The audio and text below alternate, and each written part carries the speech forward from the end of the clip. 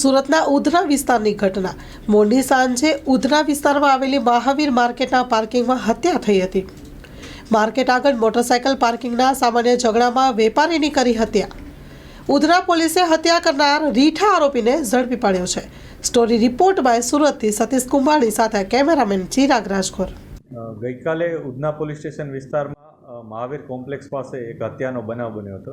આ બનાવમાં જે ભોગ બનનાર છે એ ત્યાંના પોતાના તે માર્કેટના વેપારી જ છે. તેને પોતાની સેલ્સની દુકાન છે. એ ત્યારે પોતે બાઇક લઈને જ્યારે પોતાના કોમ્પ્લેક્સમાં આવે છે ત્યારે જે આરોપી છે એના સાથે એની કોઈક પાર્કિંગ બાબતે બોલાચાલી થાય છે. અને આ બોલાચાલી દરમિયાન જે આરોપી છે એ ભોગ બનનારને પોતાના પાસે રહેલું ચપ્પુ એ એક ઘા મારી અને એમને ઊંડો ઘા પહોંચાડે છે. અને એ ઊંડા ઘાને કારણે ભોગ બનનારનું મૃત્યુ થાય છે. પોલીસે આરોપી જેનું નામ નીરજ ગંગાસાગર કરીને છે એની ધરપકડ કરી છે. અને એનો જે ગુનાહિત ઇતિહાસ છે એ પણ અમે તપાસ્યો છે.